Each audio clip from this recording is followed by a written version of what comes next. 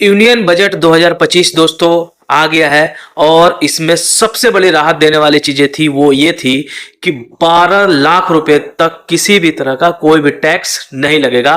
और ये middle class के लिए सबसे बड़ी खुशी की जो चीज थी ना वो था, क्योंकि पिछली बार जो आई थी बजट वो मतलब मिडिल क्लास लोगों के लिए कुछ था ही नहीं। और अभी जितने भी बजट्स आए हैं उसमें कि मिडिल क्लास के लिए बस यही था, रोना।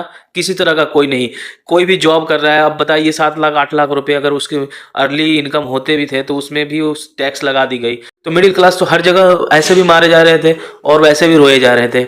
लेकिन इस बार आज जो बजट में पेश किया गया और खास करके जब ये बोला गया है कि 12 लाख तक किसी तरह का कोई भी टैक्स नहीं लगेगा ना, तो दिल को सुकून देने वाली चीजें थी लोगों को कि भाई कुछ कमा रहे हो तो घर में भी तो भेजो, घर में भी तो रखो। आपके परिवार सब लोग हैं भाई, सोचते हैं कि क्या कमा रहा है क्या रख रहा है, पता ही नहीं चलता था क्योंकि बचता ही नहीं था। और टैक्स की मार जो होती है ना वो न कह सकते हो न बता सकते हो।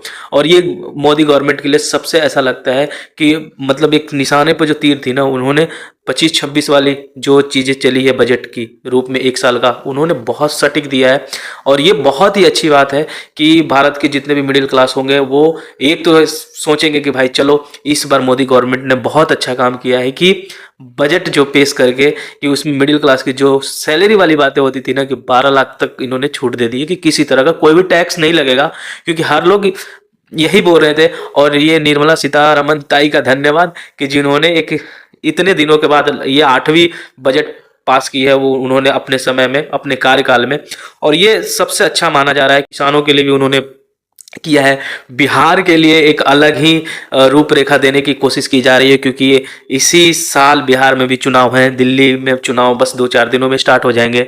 तो ये सब चीज़ों को ध्यान में रखते हुए गवर्नमेंट ने गेम खेला है। अब यहाँ पर प्रश्न ये उठ जाएगा कि भाई और लोग विपक्षी पार्टियां हैं उनके पास क्या प्लान थी, क्योंकि ये पिछली बार तो बोल रहे थे जो बजट आई थी कि बहुत महंगाई है, सब भी ऐसे है, बजट बहुत खराब है, मिडिल क्लास को ध्यान में नहीं रखा गया है। लेकिन इस बार उनके प्रश्नों का आंसर सटीक तरीके से दिया गया है। अब उनके मुंह पर ये जो है ना टेप शायद ये काम करे। लेकिन वैसे तो प्रश्न उठाने के लिए हजारों प्रश्न उठेंगे, लेकिन मिडिल क्लास के लिए ये 12 लाख वाली जो घंटी है ना रियली में बहुत शानदार है। आप कमेंट सेक्शन में बताइए दोस्तों कि ये 12 लाख का जो दिया है कि किसी तरह का कोई टैक्स नहीं लगेगा, क्योंकि बहुत ही खतरनाक चीजें थी यार। लोगों को समझ में नहीं आ रहा था कि हम कमा रहे हैं तो क्या हो रहा है। देखने में लगता है कि सैलरी इतनी है, देखने में लगता है ऐसी चीजें हैं, बट वो टैक्स के रूप में हर चीजों में मतलब चला जाता था। तो ये बहुत ही अच्छी है, मतलब बहुत अच्छा लगा कि जो बजट है ना वो सोच समझ कर ध्यान में मिडिल क्लास को रखा गया। और मोदी जी ने भी बोला था